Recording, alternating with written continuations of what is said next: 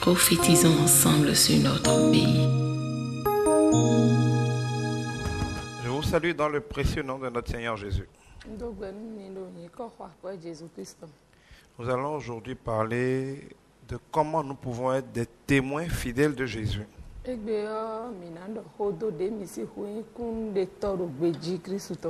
Puisque le Seigneur nous appelle à témoigner. Dans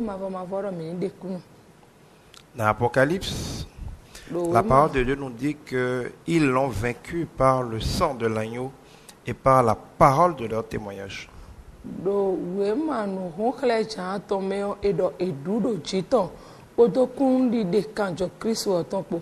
Nous avons, il y a 2 semaines, parlé après la Pâque de la puissance du sang de Jésus-Christ.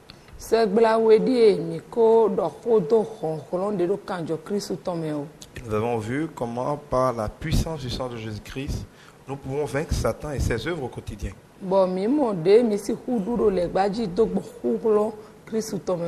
avons vu avec elle comment nous pouvons prendre possession de ce que Christ a déjà balayé la malédiction. Et nous avons vu qu'à la croix, Christ nous a aussi racheté les bénédictions.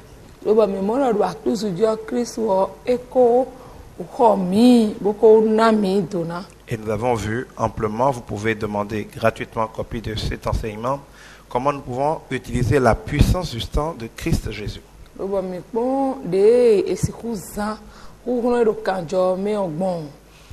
Dimanche passé, nous avons parlé de la puissance du pouvoir de la parole.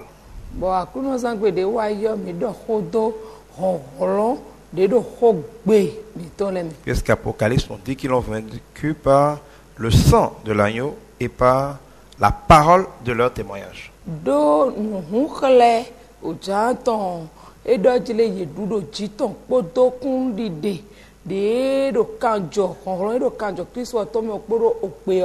Le sang vient de la Pâque. La parole a pris toute sa puissance à la Pâque. Et c'est de ce qui s'est passé à la Pâque que nous devons au quotidien témoigner. Avec le sang de l'agneau, avec notre parole et notre témoignage, nous célébrons ce que Christ a accompli à la croix. Et nous prenons entièrement possession, nous manifestons totalement ce que Christ a fait. Et nous continuons aujourd'hui d'être des témoins de Christ. Puisque le Seigneur nous invite à aller partout en Judée, en Samarie, jusqu'aux extrémités de la terre pour être ses témoins.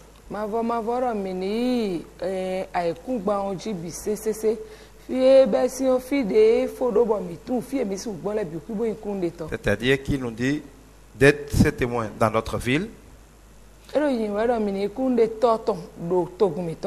dans notre département, dans notre pays et dans le monde. Le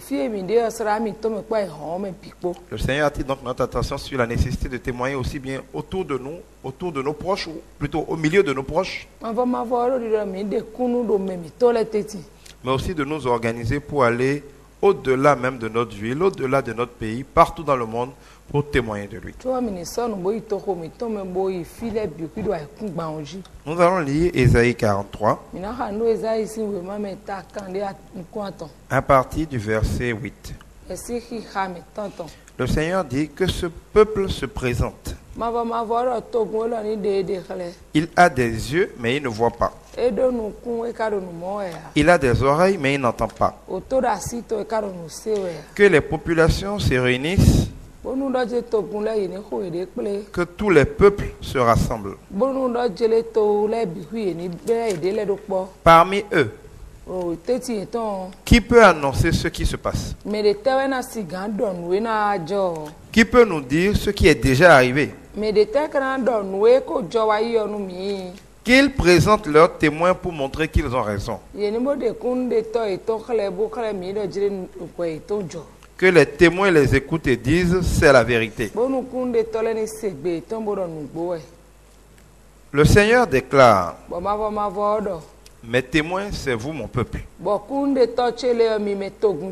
Je répète, mes témoins, c'est vous mon peuple.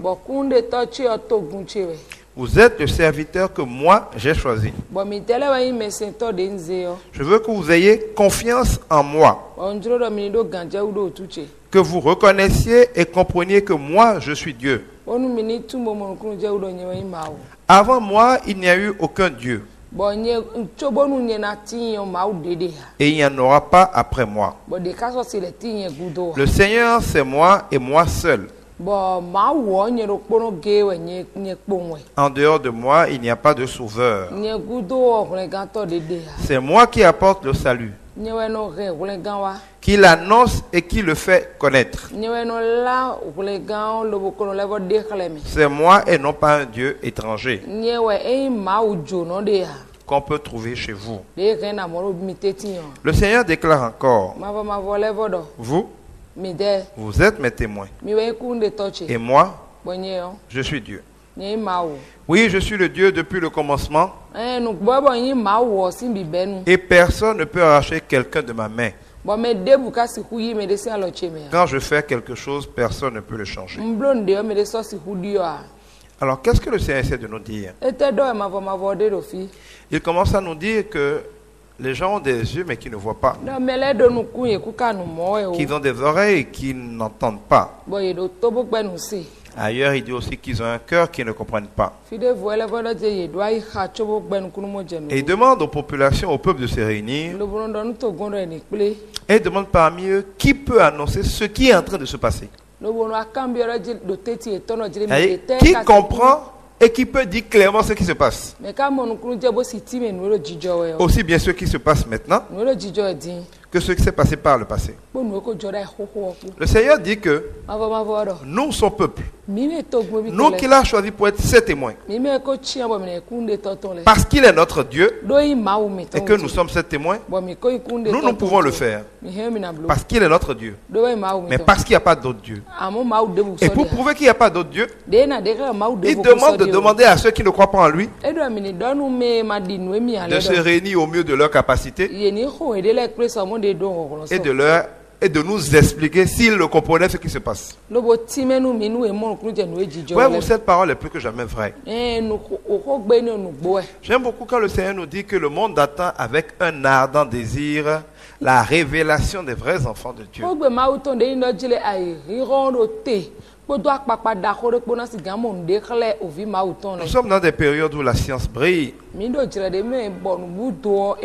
La médecine fait des exploits. L'homme se balade sur la lune et sur plein de planètes.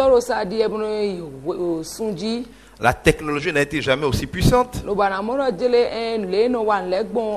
Bref, d'un certain point de vue, l'homme est plus fort que jamais. Il donne l'impression de tout maîtriser. Et cela développe même en lui une certaine rébellion, une certaine arrogance par rapport à la vie.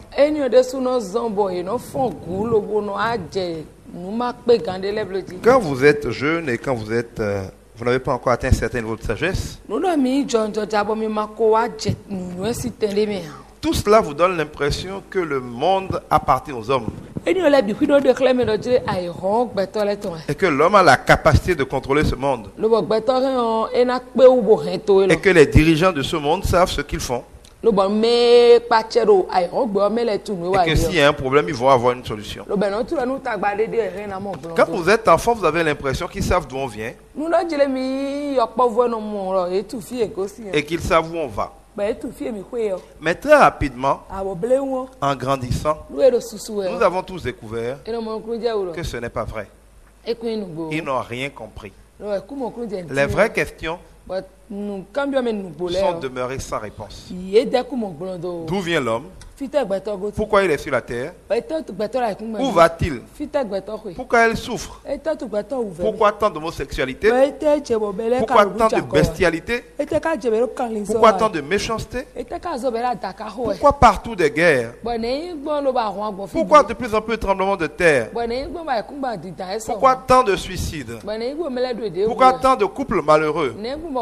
Pourquoi la jeunesse perdue? Pourquoi le chômage est-il devenu la norme? Pourquoi tous les peuples peinent à avoir des dirigeants capables de faire quoi que ce soit? Pourquoi les crises se multiplient au niveau économique sans succès? Pourquoi les démocraties sont devenues des dictatures et des anarchies? Pourquoi les enfants ne respectent plus leurs parents? Bref, il y a tellement de questions. Pourquoi est-ce que quand une grossesse commence, elle s'interrompt subitement sans que personne ne comprenne pourquoi? Pourquoi certaines femmes font tout et puis elles ne tombent jamais enceintes? Pourquoi des gens font tout, ils sont toujours pauvres alors que d'autres sans aucun effort deviennent riches? Pourquoi il y a des guérisons miraculeuses puis des gens qui ne guérissent pas les maladies plus simples? Mais il y a tellement de questions. Comme le dirait, je crois, Socrate. Le sujet est si obscur et la vie si brève. La philosophie dans ses masturbations intellectuelles n'a pas la réponse à ces questions.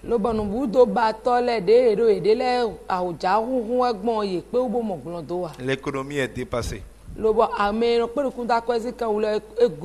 Personne n'a la réponse à ces vraies questions parmi eux. Ceux qui renient à Dieu sont droits d'être le seul vrai Dieu. Quand ils se réunissent partout, ils ne peuvent pas répondre aux vraies questions. Mais toutes ces questions que je viens de citer, et beaucoup d'autres, ont leur réponse dans ce merveilleux livre qu'on appelle la Bible. Tout ce que je viens de poser comme question a des réponses simples dans la Bible. De la Genèse où on nous explique d'où nous venons, à l'Apocalypse on dit où nous allons. Pourquoi il y a le mal, pourquoi il y a le bien, nous avons la réponse à toutes ces questions. Ces questions ne sont pas ces réponses ne sont pas des réponses pour Dieu, ce sont des réponses rationnelles. Ces réponses sont tellement puissantes et vraies que quand on les connaît, on se demande comment les autres font pour ne pas les connaître.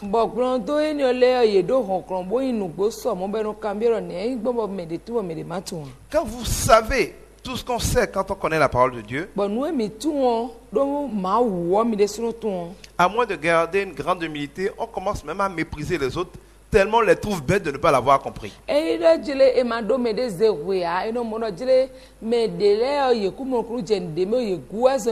Parce qu'on découvre la vérité et la vérité nous affranchit. Et quand vous avez la vérité, vous savez ce qui est vrai, vous savez ce qui n'est qu'illusoire. Mais le problème, c'est que ceux qui ne connaissent pas le Seigneur ne voient rien. Ils ont les yeux ouverts comme nous, mais ils ne voient rien. Ils ont les oreilles ouvertes comme nous, mais ils n'entendent rien. Même quand vous leur dites, ils n'entendent rien. Même quand vous leur montrez, ils ne voient rien. Parce qu'ils n'ont pas l'Esprit de Dieu. Le Seigneur nous dit que c'est lui qui est le Dieu et c'est lui qui choisit des gens dont il fait cette témoin. C'est quoi un témoin? C'est quelqu'un qui te révèle aux autres. C'est quelqu'un qui te montre aux autres. C'est quelqu'un à travers lequel ou par lequel on te connaît. C'est quelqu'un qui te représente. C'est quelqu'un qui t'indique aux gens. Chacun de nous, enfants de Dieu, nous avons cette responsabilité. Nous avons été choisis parmi les peuples pour être les témoins de Christ. Il dit, Christ dit, Jésus dit qu'il a été un témoin de son Père. Il a dit, si vous m'avez vu, vous avez déjà vu le Père. Quand on lui a demandé où était le Père, il dit, je suis avec vous depuis, vous ne m'avez pas connu. Et Jésus a parfaitement rempli son rôle de témoin. Il a fait en sorte que celui qui l'a vu a déjà vu le Père. Celui qui a vu Jésus a vu l'amour du Père agir. Celui qui a vu Jésus a vu la miséricorde du Père agir. Celui qui a vu Jésus a vu le prince de paix et Dieu est le prince de paix. Celui qui a vu Jésus a vu que Dieu peut pourboire, peut créer, même la nourriture peut créer, même le poisson peut créer, même le vin. Celui qui a vu Jésus sait que Dieu pardonne. Il a vu qu'il ne veut pas la mort de Marie-Madeleine. Il a vu que celui qui a vu Jésus sait que Dieu ne méprise pas les gens de mauvaise vie. Christ a été mangé avec les hommes d'impôts, qui étaient considérés comme des gens qui escroquaient le peuple. Il a été participé à la fête, à des mariages. Il a vécu avec les gens de son époque. Il ne s'est pas débauché comme eux, mais il a été vers eux. Et il nous a révélé que Dieu ne va pas vers les gens qui estiment qu'ils se portent bien, mais qu'il va vers ceux qui sont perdus, ceux qui sont malades. Christ nous a révélé que Dieu n'est pas un Dieu légaliste, un Dieu des hypocrisies, un Dieu des apparences.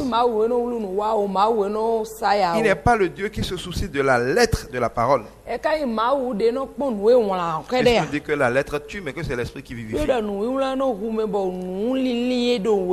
nous avons vu Christ, il nous a témoigné que Dieu veut des adorateurs en esprit et en vérité. C'est-à-dire que quand on prend la parole de Dieu, c'est l'esprit et la vérité de cette parole qui comptent. La loi disait que le sabbat était sacré. Jésus ne l'a pas contesté. Mais il dit, l'homme n'a pas été fait pour le sabbat, c'est le sabbat qui a été fait pour l'homme.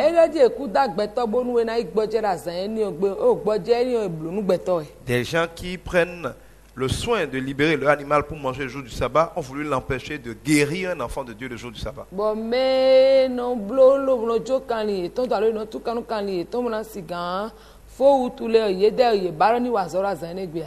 Et je lui ai dit, mais si vous pouvez prendre la peine de délier un animal pour lui permettre de manger le jour du sabbat, pourquoi moi je ne vais pas sauver un enfant de Dieu le jour du sabbat? Dans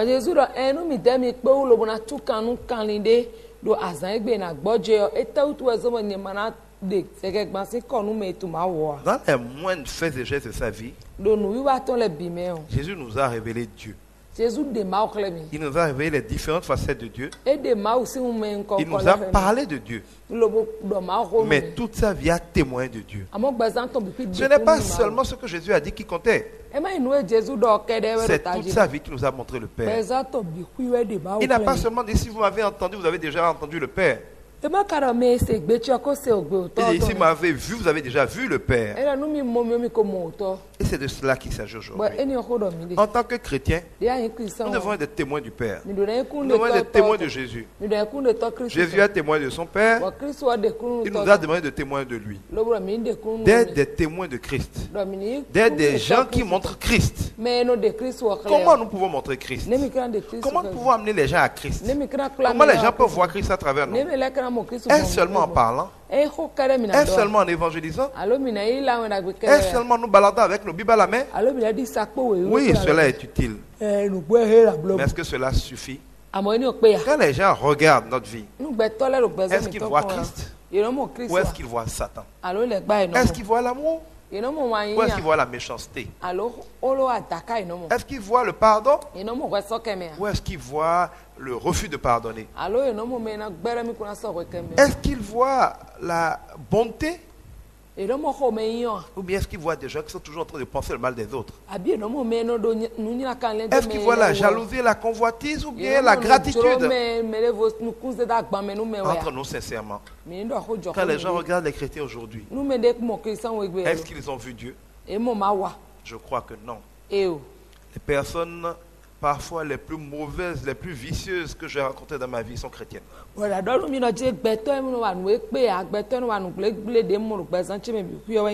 connais plein de musulmans, plein de païens qui craignent davantage Dieu que les chrétiens. Et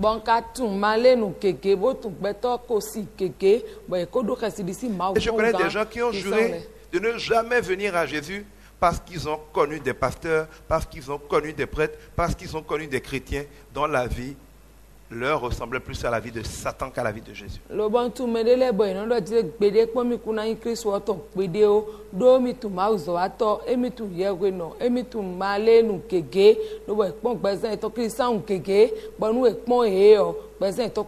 connais des gens qui sont venus à Jésus et qui ont fui Jésus simplement parce qu'ils ont vu un pasteur violer une fille ou sortir avec la femme d'un fidèle. Je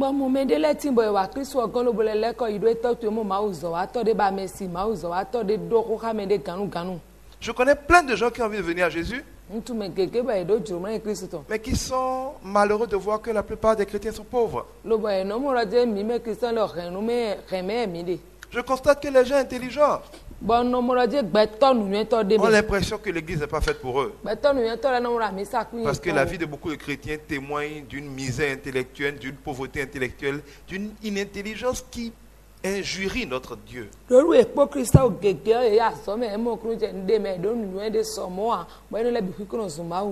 Je connais beaucoup de gens qui voudraient venir au Seigneur, mais qui sont effrayés par le témoignage de la pauvreté des chrétiens qui n'ont rien, qui n'ont même pas de quoi se déplacer, qui sont mal habillés et qui vont évangéliser.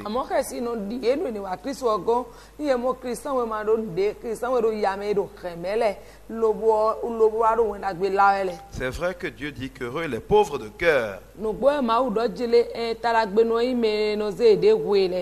pauvres de cœur. Ceux qui savent qu'ils ne sont rien et qui ont besoin du Seigneur. Mais nous ne devons pas faire la culture, l'apologie de la pauvreté. La Bible nous dit que, je crois dans Ecclésiaste 6, si je ne me trompe pas, que celui qui vit, quelle que soit la durée de sa vie, si le jour de sa mort, il n'a même pas l'argent pour s'acheter un cercueil, un avorton vaut mieux que lui.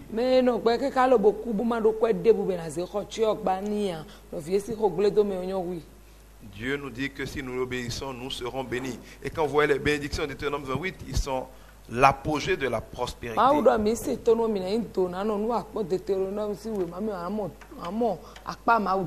a vu avec Salomon, en commençant même à demander de l'argent, il a demandé à Dieu que la sagesse pour lui obéir. Mais Dieu l'a couvert de tout ce qui accompagne cela, dans la prospérité, dans la gloire.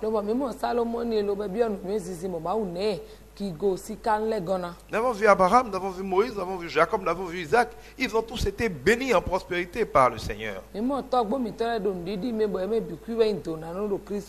avons vu le Seigneur Jésus lui-même, il n'était pas pauvre. Il est né dans une mangeoire. Pas parce que Joseph et Marie n'avaient pas l'argent de payer un hôtel. C'est parce que le monde a commencé à leur jeter dès sa naissance. Ils avaient l'argent, mais l'hôtel ne voulait pas d'eux. Mais sans carte d'invitation, les rois mages, des rois, des milliardaires d'Orient, élevés en dignité et en prospérité, se sont déplacés, guidés par une étoile, et sont venus le couvrir de trésors. Si on devait quantifier aujourd'hui la valeur de ce qu'il a reçu à l'époque, cela fait de très grands trésors. Il n'y a pas beaucoup d'hommes sur la terre qui ont reçu les trésors que Jésus a reçus à sa naissance. Je suis sûr que parmi vous tous qui m'écoutez, il n'y en a pas beaucoup que 3 rois sont venus voir à sa naissance. 3 Marocains rois sont venus me voir.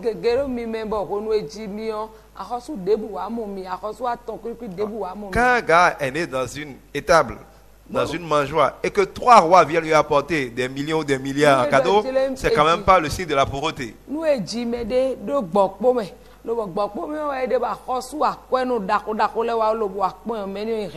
Mais la richesse, c'est quoi? C'est pas comme le pensent les hommes, l'accumulation d'argent dans un compte en banque. Nous le voyons dans 2 Corinthiens 8 au verset 9. La prospérité selon Dieu. La prospérité selon Dieu, c'est le fait que tous les jours, quel que soit le besoin, Dieu vous comble de toutes sortes de bénédictions de grâce, de sorte que vous ayez toujours de quoi pourvoir vos besoins, et qu'en plus vous ayez des suppléments pour faire de bonnes œuvres. Regardez la vie de Jésus. Est-ce que tous les jours, Parce que quel que soit le besoin, il n'a pas toujours eu ce qu'il lui fallait. Il n'a pas toujours eu de l'argent. Mais il a toujours eu la bénédiction qu'il fallait. Quand il n'y avait pas d'argent pour acheter à manger pour les gens, il a reçu l'onction de multiplier le pain. Quand il n'y avait pas d'argent pour acheter du vin, il avait l'onction pour transformer l'eau en vin. Quand il devait se déplacer, il avait l'onction pour envoyer chercher un âne qui arrivait. Quand il devait payer ses impôts et qu'il n'avait pas l'argent, il avait l'onction pour envoyer chercher un premier poisson trouvé de l'or dans sa bouche. Mais c'est ça la prospérité. C'est la capacité à avoir tout le temps ce qu'il faut. C'est l'onction par laquelle Dieu se débrouille pour que vos besoins soient pourvus. Et même quand il ne vous donne pas ce que vous voulez, il vous dit comme il a dit à Paul, ma grâce te suffit. Il vous couvre d'une grâce qui compense ce que vous auriez voulu mais que vous n'avez pas eu. Et de ce point de vue, l'enfant de Dieu, le témoin de Jésus, doit être témoin de cela. Doit être témoin de ce que nous sommes enfants d'un Dieu qui est le maître de l'or et de l'argent. Nous devons être des témoins d'un Dieu qui sait que nous avons besoin de ces choses-là, mais qui nous demande simplement de ne pas les passer avant le royaume de Dieu. Dieu n'a pas dit vous voulez de la nourriture, vous voulez des habits, c'est mauvais. Non, Jésus a dit votre Père sait que vous en avez besoin. Il n'y a pas de mal à vouloir ces choses. Le Seigneur ne dit pas que c'est mauvais. Et de demander, on vous donnera pour que votre joie soit complète. Vous ne recevez pas parce que vous ne demandez pas. Mais il nous dit, ne mettez pas ces choses-là en priorité. N'ayez pas une obsession pour ces choses-là. Cherchez premièrement le royaume et la justice de Dieu. Et si vous connaissez Dieu, si vous craignez Dieu, si vous obéissez à Dieu, comme Dieu sait que vous en avez besoin, et que c'est bon que vous l'ayez, et que vous n'êtes pas un païen qui va supplier pour ça, c'est votre droit, Dieu vous le donnera pas sur croix. Si tu es un vrai enfant de Dieu, le témoignage que tu es un enfant de Dieu, c'est que tu dois avoir ce qu'il faut pour ne pas mendier. Tu dois avoir ce qu'il faut pour chasser la maladie et manifester la santé. Tu dois avoir ce qu'il faut pour régner dans la paix. Tu dois avoir ce qu'il faut pour que ta vie soit la joie. Tu dois avoir l'amour. Tu dois pouvoir pardonner. Tu dois être généreux. C'est ça qui fera qu'à travers toi, on verra un enfant de Dieu. J'ai coutume de dire que pour nous qui sommes des enfants de Dieu, la réussite n'est pas seulement un droit. La réussite est un devoir. Parce que le Seigneur nous dit que une source d'eau douce ne donne pas d'eau amère. Si on voit de l'eau amère sortir d'une source d'eau douce, on ne peut pas croire que c'est une source d'eau douce. Parce qu'aucune source d'eau douce ne donne de l'eau amère. Le Seigneur nous dit aussi que il va y avoir beaucoup d'escrocs dans le monde. Beaucoup d'antéchrists. Beaucoup de gens venus de Satan, mais qui vont tout faire pour ressembler à Christ. Et qui vont séduire des élus. Qui vont perdre des gens de bonne foi. Bible à la main. La Bible dit que Bible à la main, ils vont réduire les gens en erreur. Qu'est-ce que le Seigneur dit pour les reconnaître? Vous les reconnaîtrez à leurs fruits. Ça veut dire que les fruits de quelque chose permettent d'évaluer la chose. Si cela est vrai, que les fruits de quelque chose permettent d'évaluer la chose, est-ce que les enfants du maître de l'heure de l'argent peuvent être pauvres? Je ne peux pas être milliardaire et que mon enfant mendie à mon ennemi pour manger. Si mon enfant mendie à mon ennemi pour manger, il témoigne que je ne suis pas aussi riche qu'on le prétend. Quand les chrétiens mendient auprès de Satan, quand ils sont prêts à toutes les compromissions, quand ils sont prêts au péché pour avoir des petites choses sur la terre, ils témoignent ainsi au monde que leur Père, leur Dieu n'est pas suffisamment fort pour pouvoir leurs besoins sans la compromission du péché. Quand vous êtes obligé de mentir pour avoir de l'argent, quand vous êtes obligé de voler pour avoir de l'argent, vous témoignez au monde que sans le vol, sans le péché qui sont les suppôts de Satan, votre Dieu n'est pas capable de pouvoir vos besoins. Une image vaut 1000 mots.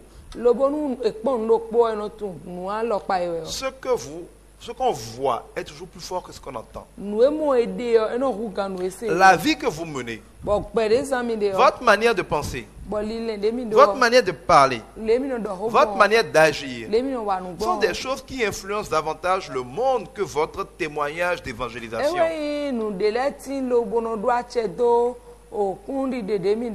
Si vous parlez tout le temps aux gens de Jésus, mais quand vous ne vivez pas Jésus, soit ils vont croire que Jésus est faux, soit que vous ne venez pas de Jésus. Et je crois que c'est l'un des plus grands problèmes pour la foi de ceux qui ne connaissent pas Jésus aujourd'hui. Ils n'ont pas encore vu le témoignage du vrai Christ. Vous allez voir par exemple des gens qui vous disent, bon, Dieu ne fait rien de tel. Quelqu'un essaie de vous tuer, ça ne marche pas. Il fait tout pour vous neutraliser, ça ne marche pas. Et quand il vient vous demander qu'est-ce qui s'est passé, vous dites simplement que vous êtes en Jésus, que ça vous a protégé. Il a vu tellement de chrétiens avec des bagues magiques, tellement de chrétiens avec des talismans et des ceintures, tellement de chrétiens avec des trucs occultes sous leur lit. Il a croisé tellement de chrétiens chez les féticheurs qui ne croient pas qu'un chrétien puisse s'en sortir qu'avec Jésus. Les chrétiens qu'il a trouvés chez les féticheurs lui prouvent que le chrétien croirait que Jésus n'est pas toute la solution. Le jour où il rencontre un vrai chrétien, qui simplement parce qu'il est en Jésus est protégé, il dit non, ça c'est pas vrai. Ça doit être des histoires. Je ne pense pas qu'on peut s'en tenir à ça. Parce que tous les autres ont témoigné du contraire. Le monde a du mal à croire en Jésus. Parce que le comportement des chrétiens témoigne que Jésus est faux. Mettez-vous à la place des païens. Mettez-vous à la place des païens. Quand par exemple quelqu'un est malade, Jésus dit que vous avez le pouvoir. Pas besoin d'être pasteur. Pas besoin d'être prêtre. Si vous avez reçu le Seigneur Jésus, vous avez reçu le pouvoir. Pas qu'on va vous le donner, vous l'avez déjà reçu. Vous avez reçu le pouvoir d'imposer les mains aux malades et qu'ils guérissent. Vous avez reçu le pouvoir de prier pour les malades et que la maladie s'en aille. Au moins d'essayer. Mais quand quelqu'un est malade et que vous pleurez comme tout le monde, que vous allez voir les féticheurs comme tout le monde, vous faites comme s'il n'y a pas de solution. Comme tout le monde, vous commencez à préparer son enterrement sans même essayer de manifester la puissance de Christ. Que voulez-vous que ceux qui vous regardent croient? Et que la Bible est un conte de fées. Que la Bible est une fable. Mais si vous êtes prêtre, si vous êtes pasteur, et que les gars qui vont chez les féticheurs vous croisent là-bas la nuit, quand vous êtes dans l'hôtel, que vous commencez à dire que Jésus fait des miracles, qui va vous croire?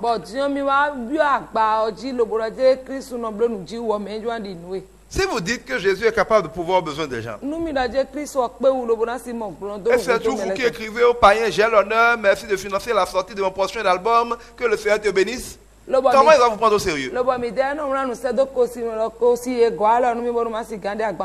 tu es enfant de Dieu. Tu dis que moi je suis de Satan. Et toi, l'enfant de Dieu, tu laisses Dieu pour venir demander à moi, l'enfant de Satan, de t'aider. Et tu vas dire que Dieu permet que les païens amassent pour bénir ses enfants. Il faut savoir ce que nous voulons. Je crois que ce que nous montrons au monde détruit la foi des gens. Je crois que souvent notre témoignage est une pierre d'achoppement pour la foi des autres. Notre vie ne reflète pas notre foi. Notre manière de penser, notre manière de parler, notre manière d'agir et notre incapacité à éviter certaines choses donnent au monde l'impression que la Bible, la parole de Dieu est fausse. Le Seigneur a fait plein de miracles. Nous avons vu des gens comme par exemple Sarah avoir un enfant à presque 100 ans. Nous avons vu des gens comme Anne, non, la stérilité a été vaincue par le Seigneur. Mais quand aujourd'hui un chrétien fait face à la stérilité, dans combien de cas sent-on qu'il a la foi? J'ai déjà vu des femmes dont on avait fait une ablation totale des trompes, voir leurs trompes repousser. Ça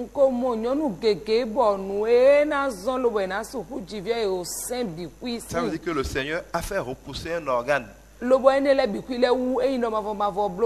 pouvoir permettre à ces femmes de porter des fruits. Parce qu'il a écrit qu'il n'y aura pas de personnes stériles dans sa maison. Mais est-ce que le chrétien lui-même y croit en ça? Est-ce qu'il s'en rend compte? Est-ce que le chrétien connaît assez Dieu pour savoir que rien n'est trop compliqué pour Dieu? Quand on dit qu'une trompe ou un organe génital a repoussé, les gens trouvent ça bizarre. On oublie que c'est Dieu qui a fait tous nos organes. Quand une grossesse commence, c'est un œuf, c'est une masse de chair informe. Est-ce que c'est vous, bien c'est le docteur, qui font pousser cette masse de chair informe jusqu'à devenir bébé? C'est la maman ou bien c'est le docteur qui fabrique la tête du bébé? Avec tout ce qu'il y a dans sa tête? C'est lui qui fabrique ses os? C'est lui qui fabrique ses différents organes? Ses yeux? Qui fait battre son cœur? Mais pourquoi le Dieu qui tous les jours dans toutes les maternités nous sort des produits qu'il a fabriqués entièrement avec tous les organes, vous le jugez incapable de vous fabriquer un organe? Quand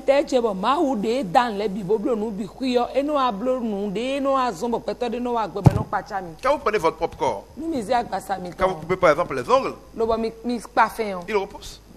Pourquoi on coupe tous les jours les ongles? Parce que même quand vous coupez vos ongles, quand vous coupez cet organe, quel ongle? Il repousse toujours. Quand vous coupez vos cheveux, il repousse toujours.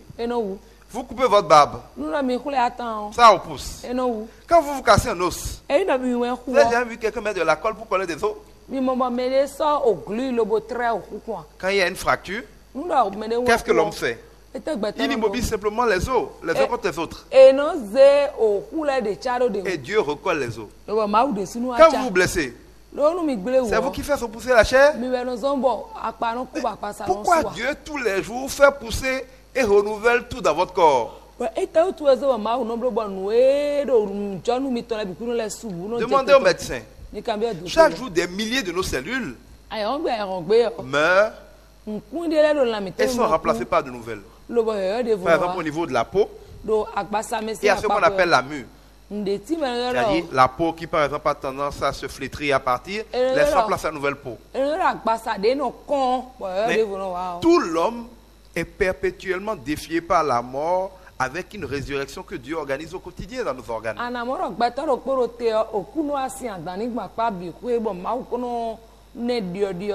C'est quoi le souffle de vie que Dieu nous donne? C'est le fait que nous pouvons respirer. Donc, inspirer de l'air pur, de l'oxygène. Tandis que Dieu fait sortir de notre corps le gaz carbonique, le CO2. L'oxygène nous apporte la vie et ressort avec la mort perpétuellement. Pourquoi le Dieu qui est capable de ça? Le Dieu qui est en vous, qui est autour de vous. Le Dieu qui fait respirer tout le monde. Tous les jours sans que l'air ne finisse. Les gens demandent comment Dieu peut tout faire à la fois. Mais comment l'air fait pour faire respirer tout le monde à la fois? Vous avez déjà été quelque part où parce qu'il y avait beaucoup de personnes vivantes, l'air n'a pas suffi? Pourquoi vous voulez limiter Dieu? Et au moins de problème, vous avez peur. Au moins de problème, vous pleurez. Au moins de problème, vous paniquez. Au moins de problème, vous courez au village. Vous commencez à faire des violences humaines. Et ces comportements que vous avez, qui sont la conséquence de ce que vous ne connaissez pas bien votre Dieu vous-même, empêche les autres de croire en votre Dieu. C'est le comportement du chrétien qui va montrer aux autres que Dieu est vrai. Je vous invite, mes frères et mes sœurs, à nous repentir de cette tendance-là. Cette tendance à ne pas connaître notre Dieu. Et pour que je ne pas le témoigner. Le monde veut voir à travers nous les vrais enfants de Dieu. Et donc Dieu.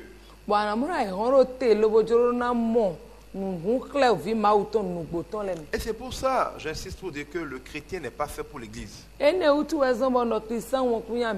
Dieu n'a pas créé son église pour les églises.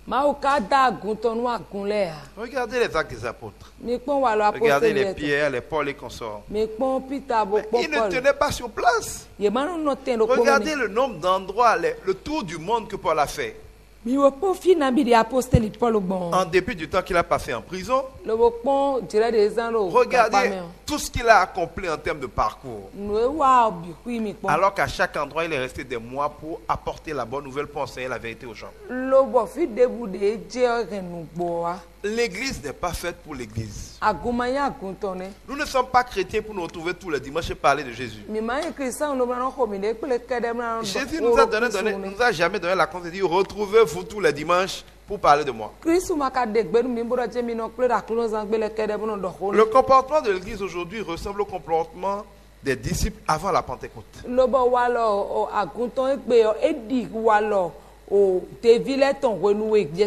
C'est-à-dire que le Seigneur Jésus était mort, il s'est ressuscité, ils l'ont vu, mais quand il a fini sa mission sur la terre, il a été enlevé à l'ascension. Mais en partant, il lui a dit, moi j'ai fini mon boulot, je vais vous envoyer le Saint-Esprit, il va vous équiper, il va vous aider. En attendant, comme je sais que vous avez peur, que vous n'avez pas encore la force, retrouvez-vous entre vous, enfermez-vous, priez. Parce que vous n'avez pas encore la capacité, vous n'avez pas encore l'onction pour aller témoigner, pour aller faire de grandes choses, pour aller conquérir le monde. Mais à la Pentecôte, le problème a été réglé. Le Saint-Esprit est venu. Il est descendu sur eux. Et qu'est-ce qui s'est passé? Tous étaient là. Tous avaient peur. Dès que le Saint-Esprit est venu, ils ont ouvert les portes. Ces gens qui avaient tous peur, la peur a disparu. Ils sont sortis et ils ont commencé à aller par le monde. Le premier jour, plus de 3000 personnes ont été évangélisées. Chacune les entendant dans leur langue annoncer des mystères de Dieu. Ils ont conquis le monde. Plus rien ne les a jamais arrêtés. La prison ne les a pas arrêtés. La mort ne les a pas arrêtés. Les crucifixions ne les ont pas arrêtés. Toutes sortes de persécutions ne les ont pas arrêtés. Parce qu'à partir du moment où le Saint-Esprit est venu sur eux, ils ont eu l'onction. Ils ont eu la force, ils ont eu la capacité pour témoigner de Jésus. Tout le ministère de ces apôtres était du témoignage. Témoignage par l'enseignement, témoignage par le miracle, témoignage par la vie de qualité, témoignage par les paroles de sagesse, les révélations qu'ils ont eues, témoignage par leur prophétie. Mais ils ne sont pas restés quelque part. Ils n'ont pas cherché à se retrouver dans la même ville jusqu'à avoir une très très très grande église. Ils allaient quelque part, ils baptisaient une église. C'est-à-dire, ils créaient des gens qui connaissent le Seigneur, ils les équipaient, ils leur enseignaient la parole, ils les baptisaient et ils allaient à un autre endroit. Et cette église-là se développait. Elle aussi, elle devait rayonner tout autour d'elle. Elle aussi, elle devait témoigner. Et ainsi, ils allaient d'endroit en endroit, comme l'a dit Jésus, en Judée, en Samarie et jusqu'aux extrémités de la terre. Cela veut dire que la vocation du chrétien, c'est de sortir, d'aller partout, d'aller aussi loin que possible pour témoigner. C'est ça le vrai ministère. Cela veut dire que se retrouver les dimanches, c'est la base. C'est le point de départ. Ce n'est pas là le ministère. C'est comme le camp d'entraînement. Entre tous les dimanches, nous adorons notre Dieu. Nous le louons. Il est agréable de demeurer ensemble. Nous partageons sa parole pour nous édifier, pour nous fortifier. Nous apprenons ses lois. Bref, nous nous formons ensemble. Mais on ne va pas à l'école pour rester à l'école. On ne va pas dans un camp d'entraînement militaire pour le camp d'entraînement militaire. On va à l'école pour sortir diplômé, aller accomplir ou aller exercer un métier. Quand on se retrouve à l'église le dimanche, c'est l'école. C'est pour ça que quand on parle de l'école du dimanche, tout le dimanche devrait être une école. Quand vous avez fini d'apprendre cela, c'est dans la vie de tous les jours. C'est dans le monde réel que nous devons témoigner. Quand je suis chrétien et que je suis enseignant, quand je me retrouve dans une classe, on doit sentir que ça c'est un chrétien qui tient la classe. Quand les gens ont 20% de taux de réussite, moi je dois avoir 100%. Quand les enfants des gens qui ne connaissent pas le Seigneur ont fait et qu'ils s'en foutent, moi je dois donner à manger à ces enfants bien que ce ne soit pas une obligation pour moi. Quand des maîtres qui n'ont pas de vocation maltraitent, chicotent, détruisent leurs enfants, moi je dois les aimer. Je dois prier pour eux. Je dois intercéder pour eux. Quand je vois que dans leur famille ils ont des problèmes, je dois aller dans ces familles apporter la paix. On doit dire, mais est-ce qu'il existe encore des maîtres comme ça aujourd'hui? Et on doit se dire, mais comment ça se fait que ce type-là il est gentil comme ça?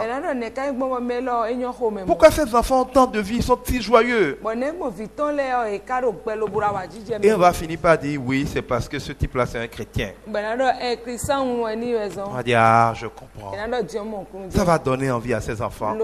Ça va donner envie à leurs parents de venir à leur tour au Seigneur Jésus. Si je suis un médecin chrétien et qu'un passant vient me voir, on va commencer à lui dire des choses comme il lui reste 7 mois à vivre. Est-ce que moi je suis Dieu? C'est moi qui l'ai fabriqué. Je sais au mieux quelques lois de la médecine. Je peux avoir quelques hypothèses sur ce qui va lui arriver. Mais quand il vient, je dois commencer à le rassurer. Moi, je ne suis qu'un docteur. Moi, je ne peux pas te guérir. Moi, je peux te soigner. Mais c'est Christ qui donne la vie, c'est lui qui va te guérir. Il a déjà acquis ta guérison à la croix. Si tu crois en lui, il va m'inspirer. Il va m'utiliser peut-être, mais dans tous les cas, tu seras guéri. Le malade qui rencontre un docteur chrétien doit déjà être heureux, doit déjà être détendu, doit déjà être apaisé. Il doit rencontrer une foi qui le fortifie lui-même. Ce docteur, quand il est devant un cas auquel il ne comprend rien, il ne doit pas jongler. Il ne doit pas dire aux gens, bon franchement, moi je ne peux plus rien pour toi, il faut aller au village. Quand il est coincé, il doit dire, Seigneur, moi je ne sais pas, toi tu sais. Moi je ne peux pas, toi tu peux. Guide-moi. Révèle-moi de quoi il souffre. Dis-moi comment le guérir. C'est un de tes enfants. C'est un de tes enfants. Tu ne l'as pas créé pour la maladie. La maladie vient de Satan. Si la maladie était si bonne que ça, tu ne t'en serais pas chargé sur la croix. Et si tu dois mourir à la croix pour nos maladies et que nous mourions encore de maladies, c'est que tu es mort en vain. Parce que je crois à ton sacrifice à la croix, au nom de Christ Jésus, ce malade-là doit guérir. Mais c'est ça un médecin chrétien. Si tu es un homme politique chrétien, tu n'es pas un politicien qui doit manger bouffer. Tu dois pas être le plus grand bandit, le plus grand escroc. C'est pas toi qu'on doit rencontrer dans toutes tes affaires louches, dans toutes tes affaires bizarres. Tu dois comprendre que servir est le plus noble des ministères. Pensez au développement de la société. Pensez à l'éducation de nos enfants. Organisez la sécurité des gens. Bref, tout ce que tu dois faire dans ta mission, tu dois le faire pour le Seigneur. On doit voir la différence entre toi et les hommes politiques qui ne connaissent pas le Seigneur. Quand vient l'heure pour tous les hommes politiques d'aller mentir sous prétexte qu'ils sont en campagne électorale et que les mensonges sont permis. Quand vient l'heure pour les hommes politiques de dire qu'on peut mentir en politique et que les promesses électorales n'engagent que ceux qui y croient.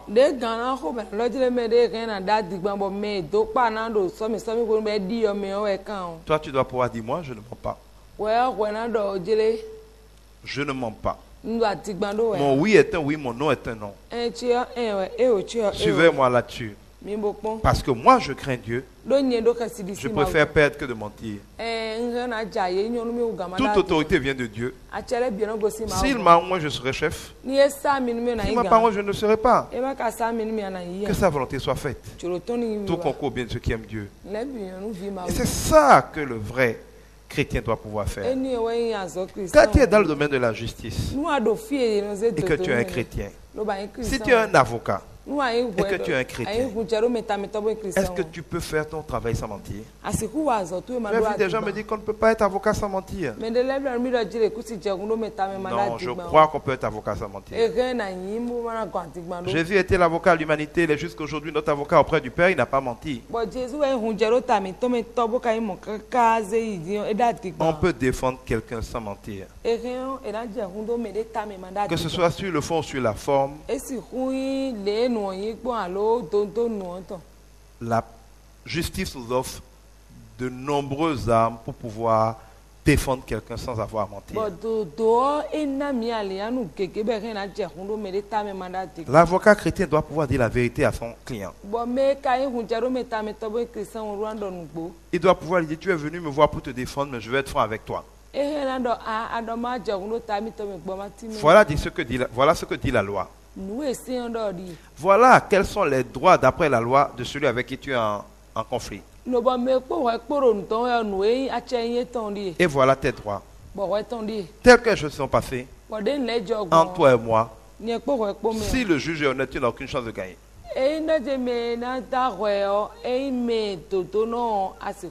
Si j'ai un conseil à te donner, viens, on va négocier la paix avec lui. Le Seigneur Jésus nous dit que quand tu dois de l'argent à quelqu'un et qu'il te poursuit, il vaut mieux t'entendre avec lui.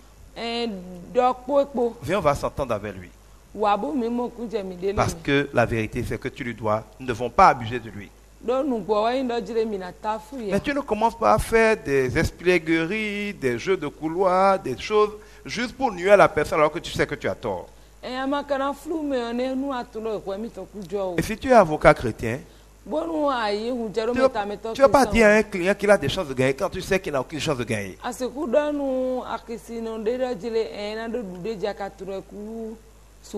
ne faut pas te dire que si tu lui dis la vérité, il ne veut pas faire le procès. S'il ne fait pas le procès, tu n'auras pas des honoraires.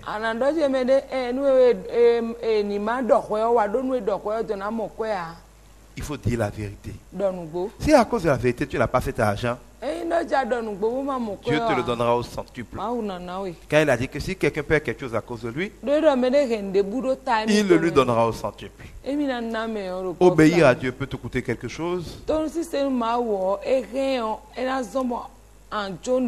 Mais Dieu dit que si quelqu'un, il doit quelque chose à quelqu'un que la personne ne lui rappelle, il va payer. Donc, quoi que tu aies fait par obéissance à Dieu, ce n'est jamais perdu. Le Seigneur te le rendra toujours et de manière très très large. Parce que ce que nous semons, nous le récoltons toujours. Si nous semons le bien, nous récolterons le bien. Si nous semons le mal, nous récolterons le mal. Nous devons, en tant que chrétiens, nous rappeler que la vie du chrétien, ce n'est pas que pour le chrétien. Nous avons trop tendance en tant que chrétiens,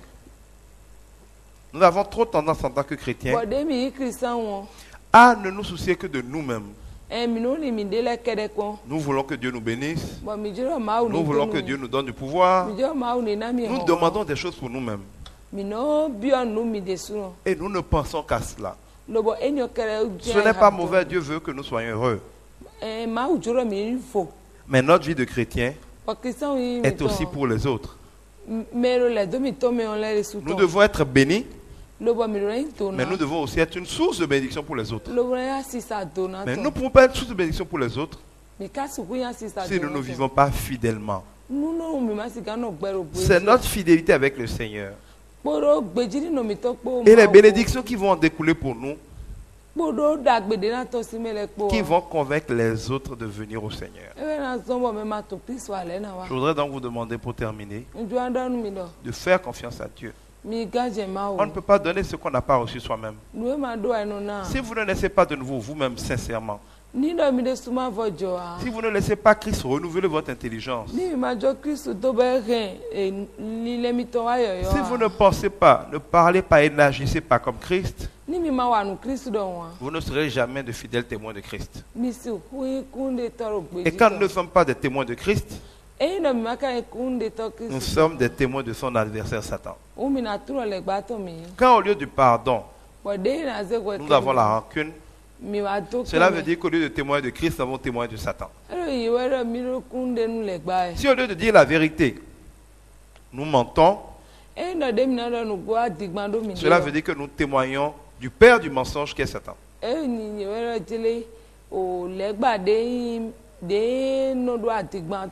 Et comme Dieu est jaloux, nous ne devons pas l'irriter en témoignant de Satan au lieu de le glorifier. Je prie donc que chaque chrétien réalise sa responsabilité d'être heureux et de témoigner fidèlement de Christ. C'est bien de citer aux gens les noms et les caractéristiques de Dieu. Mais il est aussi mieux que les gens voient à travers votre vie les caractéristiques de ce Dieu-là. Au lieu de dire simplement aux gens que Dieu les aime, aimez-les aussi de la part de Dieu pour qu'ils voient que notre Dieu est vraiment amour. Au lieu de dire aux gens simplement que Dieu les aime, aimez-les aussi pour qu'ils voient à travers vous que Dieu les aime. C'est ainsi que vous serez de vrais sel et de vraies lumières. Parce que si nous ne sommes pas des sels et des lumières, nous ne servons plus à rien. C'est pour ça que le Seigneur dit que si le sel perd sa saveur, à quoi sert-il? On ne peut que le jeter. Que le Seigneur n'ait pas envie de nous jeter et qu'il nous donne la grâce et l'onction d'être des fidèles témoins. Demandez-lui cette grâce au quotidien, car sur le chemin du témoignage, il vous bénira toujours. Et n'oubliez pas, pour terminer, que c'est par le sang de l'agneau et que par la parole de son témoignage que nous avons vaincu. Soyez bénis au nom de Christ Jésus.